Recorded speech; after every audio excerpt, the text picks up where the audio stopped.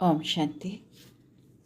आज के बाबार अव्यक्तवाणी 30/6/1973। बाबा और बच्चे। तो बाबा और आमरा बाबार सन्तानेरा। तो बाबा बोलছেন ये संगठन कौन सा संगठन है। तो बाबा আমাদেরকে জিজ্ঞেস করছেন कि এই সংগঠনটা কি ধরনের সংগঠন। क्या इस रूहानी पहेली को जानते हो। বাবা বলছে তোমরা কি এই আধ্যাত্মিক ধাঁধাটাকে জানো। হ্যাঁ না। বাবা 5000 বছর পরে এই সৃষ্টিতে একবার আসেন, এসে একটা রুহানি সংগঠন তৈরি করেন, হ্যাঁ না। আত্মিক সংগঠন বা আধ্যাত্মিক সংগঠন। যেন আমাদের সংগঠনটা হচ্ছে the largest spiritual organization in the world. তো সেজন্য বাবা বলছে এটা একটা আধ্যাত্মিক ধাঁধা, তোমরা কি সেটা জানো। জান গয়ে হো বা জান রহে হো, কোনটা। তোমরা এটা জেনে গেছো বা এখনো জেনে চলেছ, কোনটা। जान गए हो तो जानने के साथ जो जाना है उसको मानकर चल रहे हो। বাবা বলছেন একটা হচ্ছে আমি এটা বুঝে গেছি, আরেকটা হচ্ছে আমি এখনো বুঝিনি, এখন আমি জেনে চলেছি। বাবা বলছে যদি জেনে চলেছি তার মানে এখনও টাইম লাগবে এটাকে বুঝতে, সেটা আলাদা। যদি আমি বুঝে গেছি তাহলে একটা জিনিস যদি আমি জেনে যাই, জেনে যাওয়ার পরে নেক্সট কাজ হয় তার অনুসরণ করা। মানে একটা জিনিস জেনে ওটা যখন আমি ব্যবহার করব, কাজে লাগাবো, তখনই তো তার লাভটা পাবো। আমি যদি বুঝে গেছি এই সংগঠনটা কী ধরনের সংগঠন, সব জেনেছি, এবার নেক্সট কাজ সেটাকে অনুসরণ করা, সেটা বুঝে সেভাবে চলো। तो पहली स्टेज है जानना। तो प्रथम धापी होच्छे जाना। दूसरा है मानना। द्वितीय धाप हलो मेने नेওয়া, आमी ओटा विश्वास करছি। और तीसरी स्टेज है चलना। और तृतीय स्टेज हलो आमी सेटा एबार फलो करते शुरू करेছি, অনুসরণ করি। তো বাবা হচ্ছে যে কোনো কিছু আমরা যেটা জানি তার তিনখানা স্টেজ আছে। প্রথম স্টেজ জানা, সেকেন্ড স্টেজ সেটাকে মেনে নেওয়া, মানে আমি সেটা মেনে নিলাম, মানে আমি ওটাকে বিশ্বাস করলাম, হ্যাঁ এটাই ঠিক, এরকমই করা উচিত। আর তৃতীয় স্টেজ হয়েছে যখন আমি মেনেই নিয়েছি, এবার ওটা বারে বারে ফলো করা, অনুসরণ করা। तो एबार बाबा এটা বুঝিয়ে আমাদের থেকে জানতে চাইছেন তো किस स्टेज तक पहुँचे हो। তাহলে এখন তোমরা কোন স্টেজে, ফার্স্ট স্টেজ না সেকেন্ড স্টেজ না থার্ড স্টেজ। क्या लास्ट स्टेज तक पहुँचे हो। বাবা জিজ্ঞেস করছে তোমরা কি লাস্ট স্টেজ অবধি পৌঁছে গেছো। তার মানে আমরা এখন অনুসরণ করছি লাস্ট স্টেজ, থার্ড স্টেজ। जिन्होंने हाँ की उनसे प्रश्न है कि लास्ट स्टेज अर्थात तीसरी स्टेज क्या एवरलास्टिंग है। बाबा आरो एकटा गभीर प्रश्न करছে।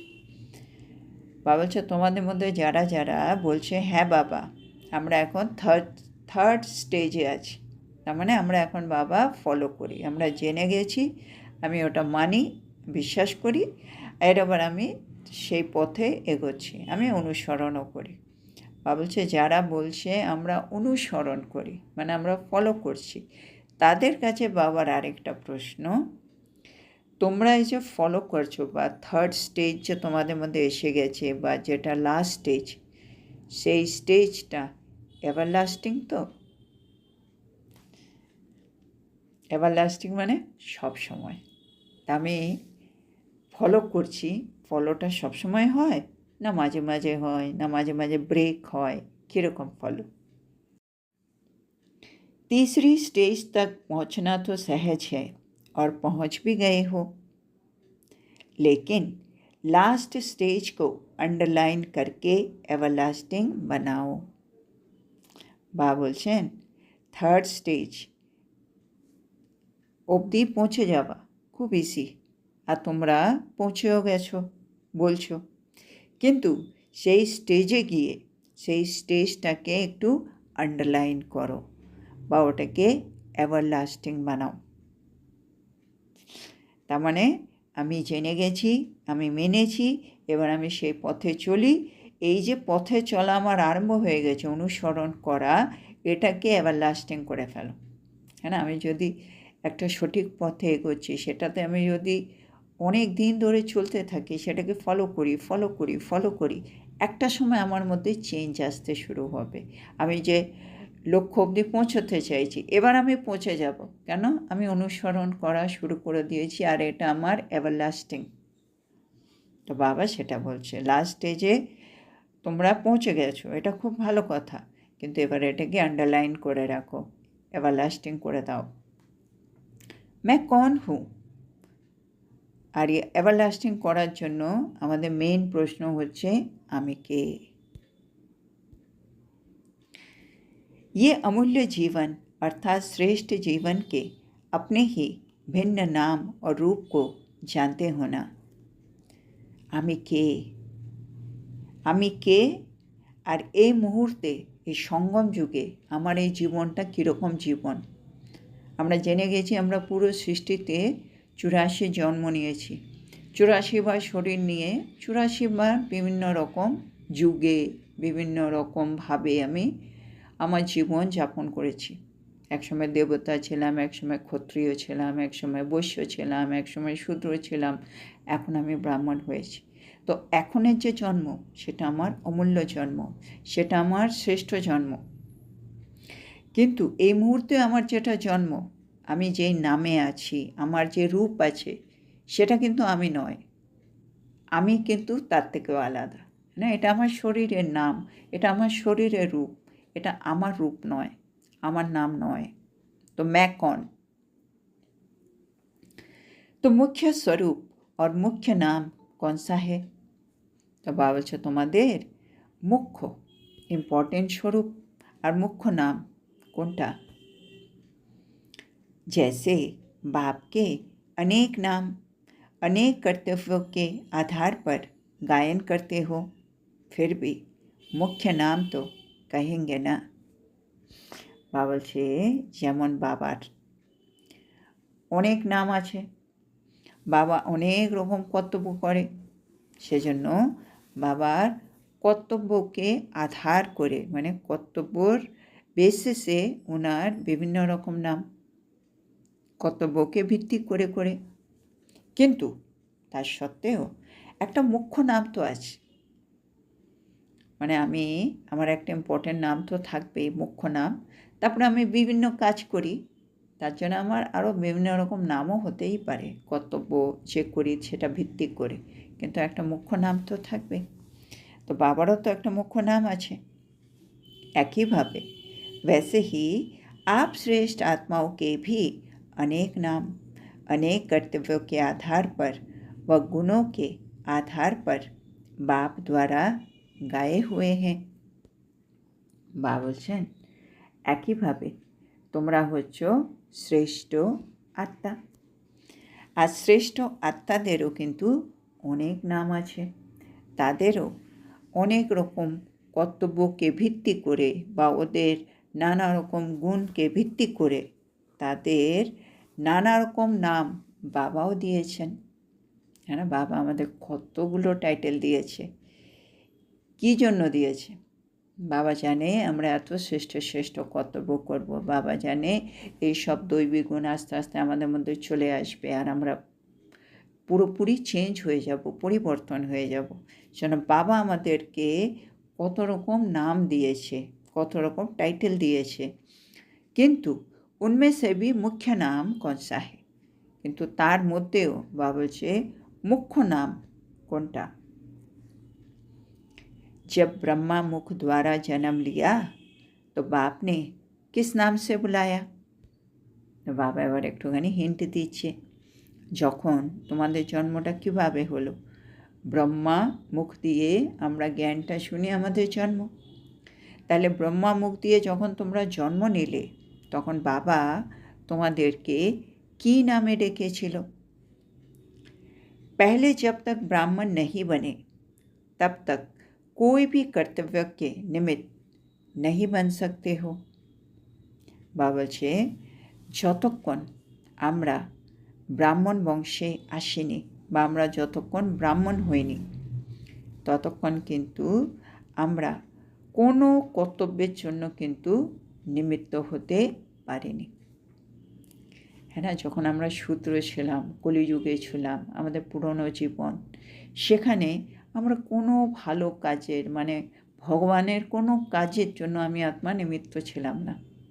কিন্তু যেদিন থেকে বাবা কোটি কোটি আত্মার মধ্যে থেকে আমাকে বেছে নিলেন, আমাকে বাবা নিজের মতো করে লালন পালন করছেন, শিক্ষা দিচ্ছেন, বরদান দিচ্ছেন, হ্যাঁ না, তখন থেকে আস্তে আস্তে আমি আত্মা বাবার বিভিন্ন কাজে বিভিন্নভাবে নিমিত্ত হতে শুরু হলাম।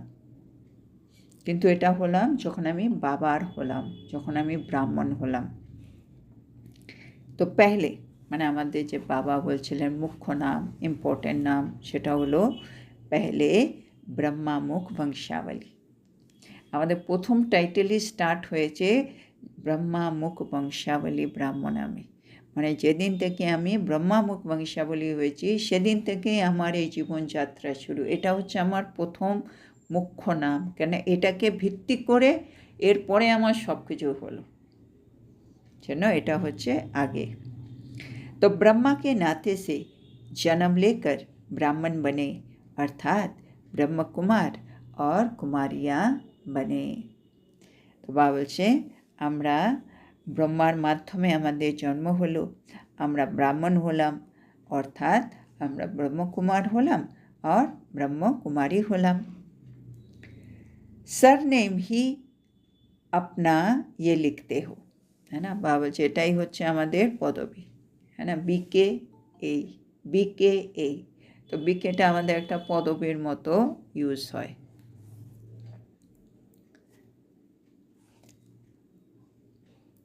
अपना परिचय किस नाम से देते हो और लोग आपको किस नाम से जानते हैं? ब्रह्म कुमार व ब्रह्म कुमारियाँ। तो बाबा বলছে লোকে তোমাদেরকে কি নামে জানে আর তোমরা লোকদেরকে নিজের পরিচয় কি নামে দাও? ব্রহ্মকুমার আর ব্রহ্মকুমারী, হ্যাঁ না। আমি বিকে এটা, আমি বিকে অমুক, আমরা এইভাবে আমাদের পরিচয়টা দিই আর ওরাও আমাদেরকে ওইভাবে জানে, আরে উনি তো বিকে এই, বিকে ওই, এরকম নাম দিয়ে। তো ব্রহ্মকুমার কুমারিয়া বিকে, তার মানে এটা আমাদের একটা পরিচয় হয়ে গেল, এটা আমাদের একটা পদবীর মতো হয়ে গেল। इस मर्जीवा जीवन की पहली पहली छाप ये लगी ब्रह्म कुमार और ब्रह्म कुमारिया। तो बाबा বলছে যখন থেকে আমরা এই মর্জিবা জন্ম মধ্যে এলাম, মানে মরে আবার যখন আমরা এই দ্বিতীয় সুন্দর জীবন পেলাম, তখনই আমাদের মধ্যে একটা ছাপ লেগে গেল, হ্যাঁ না, স্ট্যাম্প লেগে গেল। কিসের? ব্রহ্মকুমার ব্রহ্মকুমারী। এটা আমাদের একটা হলো ছাপ লাগা, স্ট্যাম্প, যেমন পোস্ট অফিসে লেটারে স্ট্যাম্প লেগে গেছে, তো ওরকমই আমরা বাবার কাছে এসেছি, আমাদের মধ্যে একটা ছাপ লেগে গেছে, ব্রহ্মকুমার বা ব্রহ্মকুমারী। অর্থাৎ শ্রেষ্ঠ ব্রাহ্মণপন কি। বিকে মানেই কি? বিকে মানেই হচ্ছে আমি আত্মা শ্রেষ্ঠ ব্রাহ্মণ, মানে বিকে মানে ব্রহ্মামুখ বংশাবলী ব্রাহ্মণ, শ্রেষ্ঠ ব্রাহ্মণ। पहले जन्म लिया अर्थात ब्राह्मण बने, तो আমরা যখনই আমাদের জন্ম হলো তখনই আমরা কিন্তু ব্রাহ্মণ হলাম। तो ये पहला नाम ब्राह्मणपन का व ब्रह्म कुमारियों का पड़ा जो तीसरी स्टेज तक एवरलास्टिंग है। तो আমরা প্রথম যেদিন জেনে গেলাম 3টে ধাপ, প্রথমে জানলাম, তারপরে মেনে নিলাম, তারপরে আমি চললাম সেই পথে। তো প্রথমের দিনই আমার উপরে ছাপ পড়ল ব্রহ্মকুমার কুমারী, কিন্তু এই ছাপটা এভারলাস্টিং হয়ে গেল। এবার 3য় ধাপ অবধি চলে আমি আগেও এগিয়ে যাচ্ছি, কিন্তু এই স্ট্যাম্প যেটা পড়লো এটা এভারলাস্টিং হয়ে গেল। एवरलास्टिंग अर्थात एवरलास्टिंग माने कि बाबा বোঝাচ্ছেন एवरलास्टिंग अर्थात हर संकल्प, बोल, कर्म, संबंध और संपर्क और सेवा सभी में ब्राह्मण स्टेज के प्रमाण प्रैक्टिकल लाइफ में चल रहे हो। तो बाबा বলছে এখন আমাদের 3rd স্টেজে থাকতে হবে আর এভারলাস্টিং হতে হবে। এভারলাস্টিং মানে কি? এভারলাস্টিং মানে বাবা বলছেন আমাদের প্রতিটা সংকল্প, প্রতিটা বাণী, প্রতিটা কর্ম, প্রতিটা সম্বন্ধ, প্রতিটা সম্পর্ক আর প্রতিটি সেবা যেগুলোই আমরা করছি সবগুলোর মধ্যে বাবা বলছে আমাদের স্টেজ থাকবে ব্রাহ্মণের। আর সেটাই কিন্তু আমাদের প্র্যাকটিক্যাল জীবনের মধ্যেও কিন্তু দেখা যাবে। তার মানে আমি যে বিকে হয়ে গেছি, বিকে হয়ে যে আমি বাবার দেখানো পথটা অনুসরণ করছি, সেটা আমার সংকল্প দিয়ে, আমার বাণী দিয়ে, আমার কর্ম দিয়ে, আমি যা তাদের সাথে সম্বন্ধ সম্পর্ক রাখি বা আমি যা যা সেবা করছি সে তন দিয়ে, মন দিয়ে, ধন দিয়ে, জন দিয়ে, মনসা হোক, বাচা হোক, কর্মনা হোক, যেমনই সেবা করছি সব কিছু দিয়ে বাবা বলছে সেটা কিন্তু আমার প্র্যাকটিক্যাল লাইফ থেকে বোঝা যাবে কি আমি এভারলাস্টিং আছি কিনা, আমি থার্ড স্টেজ মানে অনুসরণ করছি কিনা, এটা আমার বিভিন্ন জায়গা থেকে কিন্তু যে কোনো কেউ দেখতে পাবে। संकल्प में भी व बोल में भी शूद्रपन का अंश मात्र भी दिखाई ना दे।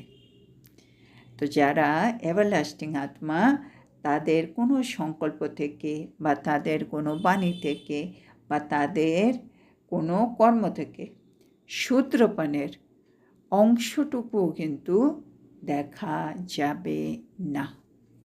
তার মানে বাবা বলছেন তাদের সংকল্পর মধ্যে বা বাণীর মধ্যে শূদ্রপনের কোনো চিহ্ন দেখা যাবে না। মানে আমার যে পুরনো সংস্কারগুলো আছে সেটাকে ভিত্তি করে আমি কোনো সংকল্প, বাণী আর কর্মে আর আসব না। তার মানে আমি আত্মা एवरलास्टिंग, তার মানে আমি आत्मा 3rd स्टेज आछि। ब्राह्मणों का संकल्प, बोल, संस्कार, स्वभाव और कर्म क्या होता है ये तो पहले भी सुनाया है। बाबा से একজন ব্রাহ্মণের, আমরা তো এখন ব্রহ্মামুখ বংশাবলী ব্রাহ্মণ, ঈশ্বরীয় সন্তান, জন্য ব্রাহ্মণদের সংকল্প কীরকম হবে, ব্রাহ্মণরা কীরকম ভাষা বা কথা বলবে, ব্রাহ্মণদের সংস্কার বা স্বভাব কীরকম হবে, ব্রাহ্মণদের কর্ম কিভাবে হবে, বা বলছে এগুলো কিন্তু সব কিছুই আমি কিন্তু আগেই তোমাদের ব্যাখ্যা করে দিয়েছি। क्या उसी प्रमाण एवरलास्टिंग स्टेज है वह ब्राह्मण रूप में हर कर्म व हर संकल्प ब्रह्मा बाप के समान है। तो बाबा বলছেন তাহলে বাবা যেভাবে বুঝিয়েছেন সেটাকে ভিত্তি করে এবার আমার এভারলাস্টিং স্টেজ হয়ে গেছে বা আমি এখনও ব্রাহ্মণ রূপে আছি। আর ব্রাহ্মণ রূপে থাকা মানে হচ্ছে বাবা বলছে আমার প্রতিটা সংকল্প, প্রতিটা কর্ম ব্রহ্মা বাপের সমান হওয়া উচিত। কেন? जैसा बाप वैसे बच्चे, है ना, যেমন বাবা হয় সেরকমই তার সন্তান হয়।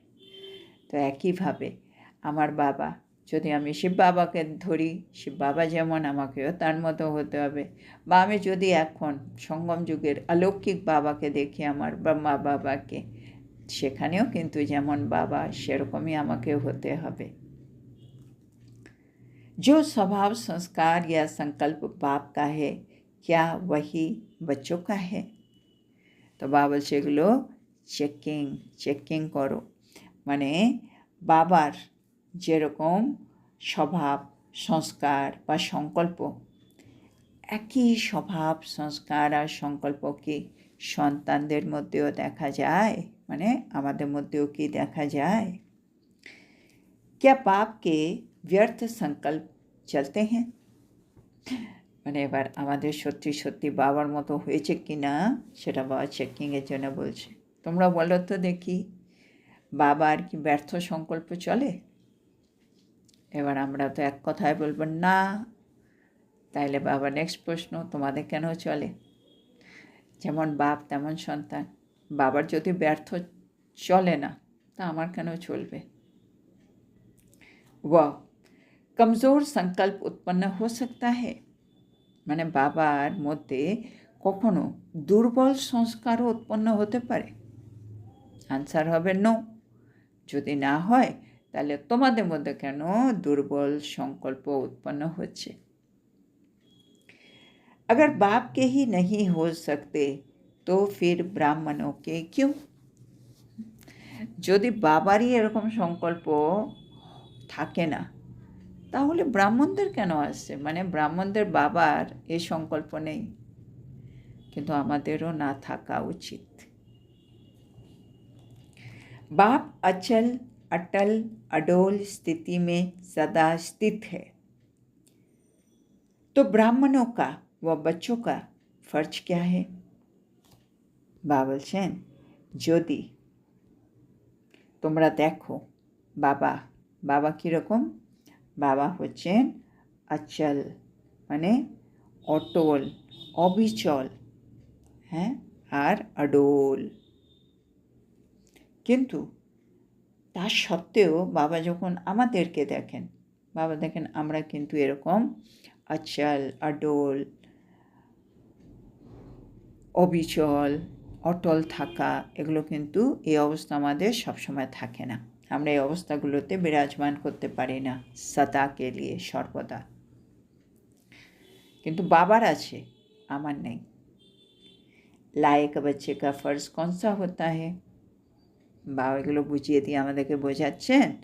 তাইলে উপযুক্ত সন্তান বা যোগ্য সন্তান কাকে বলা হয়? বা একটা যোগ্য সন্তানের কর্তব্য কী হয় বলো? Follow father. একটা যোগ্য সন্তান মানেই হচ্ছে যে ফলো ফাদার করবে। এবার फॉलो फादर का ये अर्थ नहीं कि सिर्फ ईश्वरीय सेवाधारी बन गए। এবার ফলো ফাদার মানে এটা নয় বাবা সেবা করে আমিও সেবা করছি, খালি ঈশ্বরীয় সেবাধারী হয়ে গেলাম মানে ফলো ফাদার নয়। তাহলে ফলো ফাদার মানে কি? लेकिन फॉलो फादर अर्थात हर कदम पर व हर संकल्प में फॉलो फादर। যাকে আমি ফলো করব তাকে কিন্তু আমাকে সব দিক থেকে ফলো করতে হবে। এখন দুনিয়াতে কি হচ্ছে, আমরা যাকে দেখি তার কিছু কিছু জিনিস ফলো করি, কিছু কিছু জিনিস ফলো করি না। মানে সেখানে আমরা একটু চুজই হয়ে যাই, যেটা আমার মনে হচ্ছে আমার কাজের বা আমার লাগবে আমি ওইটুকুনি চুজ করি, বাকিটা আমরা করি না। ভাবছে সেটাকে কিন্তু ফলো ফাদার বলা হয় না। ফলো ফাদার মানে বাবা যেমন সেবা করছে আমাকেও সেবা করতে হবে, ঠিক কথা, কিন্তু প্রতিটা পদক্ষেপে প্রতিটা সংকল্পে আমি আত্মা যেন বাবাকে অনুসরণ করতে পারি, এরকম জায়গায় নিজেকে আনতে হবে। প্রতিটা সংকল্প প্রতিটা পদক্ষেপে আমি আত্মা যেন বাবাকে অনুসরণ করতে পারি। क्या ऐसे फॉलो फादर हो? বাবা জিজ্ঞেস করছে তোমরা কি বাবার মতো এরকম ফলো ফাদার করছো? বাবার মতো আমরা হয়ে গেছি ফলো ফাদার, মানে বাবার যা ভাবনা আমারও তাই ভাবনা, বাবা যেরকম কর্ম করে আমিও তাই করি, বাবা যেই চোখে সবাইকে দেখে আমিও সেই চোখেই দেখি, এরকম অবস্থা চলে এসছে।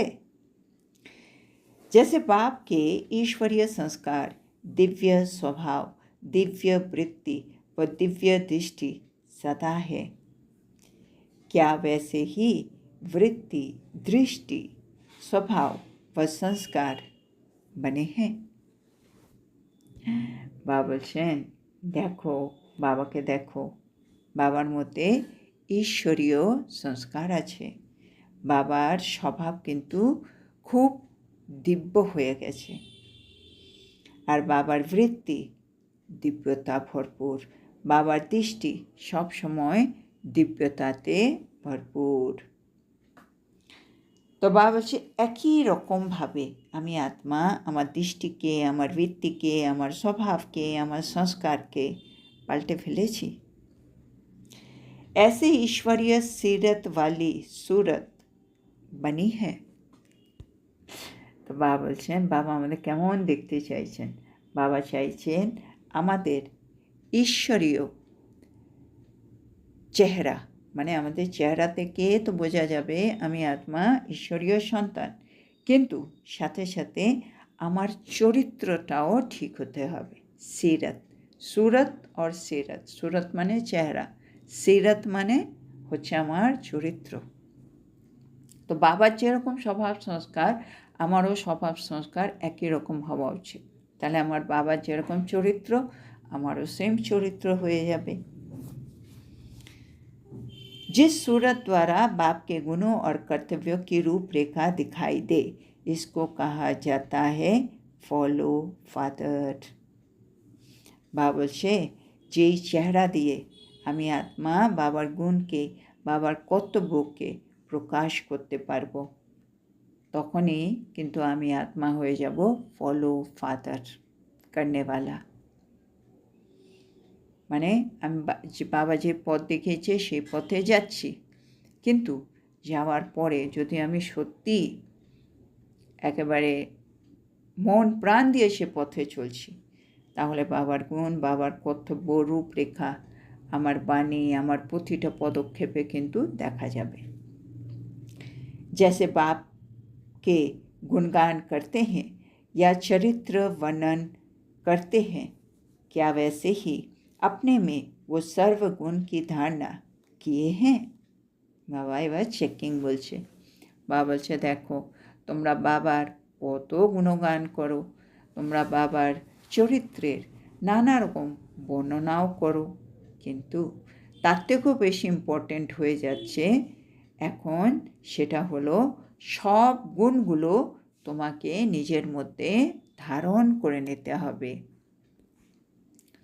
अपने हर कर्म को चरित्र समान बनाया है। বলছে তোমরা তোমাদের প্রতিটা কর্মকে চরিত্রর মতো বানিয়ে নিয়েছো। মানে বাবার যেরকম চরিত্র, ভাবনা চিন্তা, বলা করা, আমারও একই রকম চরিত্র হওয়া উচিত। বিভিন্ন সময় বিভিন্ন কর্মের রেজাল্ট আসবে, বিভিন্ন পরিস্থিতি আসবে, কিন্তু আমি আত্মার একটাই কিন্তু স্থিতি থাকবে, এভারলাস্টিং थर्ड स्टेज। हर कर्म याद में स्थित रहकर करते हो। বাবা জিজ্ঞেস করছে আমরা সারাদিন তো কাজেই ব্যস্ত থাকি, কিন্তু প্রতিটা কর্ম তুমি বাবাকে স্মরণে রেখে করো তো? जो कर्म याद में रहे करते हैं वो कर्म यादगार बन जाते हैं। বাবা বলছে যদি আমরা বাবাকে স্মরণে রেখে আমরা যদি কাজগুলো করি, তাহলে কিন্তু আমাদের কর্মগুলো একটা यादगार তৈরি হয়ে যাবে, হ্যাঁ না, আমাদের একটা প্রতিচ্ছবি তৈরি হয়ে যাবে বা স্মারক তৈরি হয়ে যাবে, হ্যাঁ না। ওই জিনিসটা দেখলেই লোকের আমাদের কর্মের কথা মনে পড়বে। তো এখন আমাদেরকে আমাদের প্রতিটা কর্মকে কিন্তু यादगार বানাতে হবে। তো আজকে আমরা এখানেই থামবো। তো আজকে বাবা আমাদেরকে 3টে স্টেজের কথা বললেন, জাননা, মাননা আর চলনা। মানে জেনে যাওয়া, তারপরে ওটা মেনে নেওয়া, মন থেকে অ্যাকসেপ্ট, আর অনুসরণ করা। বাবা চাই যে অনুসরণ করছো, সবাই তো অনুসরণ করছে, ফলো স্টার্ট হয়ে গেছে, ব্রাহ্মণ জীবন মানেই আমি ফলো করছি অনেক কিছুই, কিন্তু এটা যেন এভারলাস্টিং হয়। আর এটা যেন ফলো করছো, এটা তোমাদের প্রতিটা সংকল্প, বাণী, কর্ম, সম্বন্ধ, সম্পর্কে সব জায়গা থেকে যেন এটা দেখা যায়। যেমন বাবা তেমন সন্তান, তাহলে এখন আমাদের সব কিছু দিয়ে আমি যে বাবাকে অনুসরণ করছি, বাবার চরিত্র, বাবার গুণ, বাবার কর্তব্য, এগুলো সব আমাকে দেখে বোঝা যাবে। তাহলে বাবা বলছে আমরা যদি প্রতিটা কর্ম বাবাকে স্মরণে রেখে করতে পারি, তাহলে কিন্তু আমাদের কর্মের यादगार তৈরি হয়ে যাবে। তো আজকের এত সুন্দর শিক্ষার জন্য আমরা আমাদের প্রিয় শিব বাবাকে বলবো, ধন্যবাদ বাবা, ধন্যবাদ। ওম শান্তি।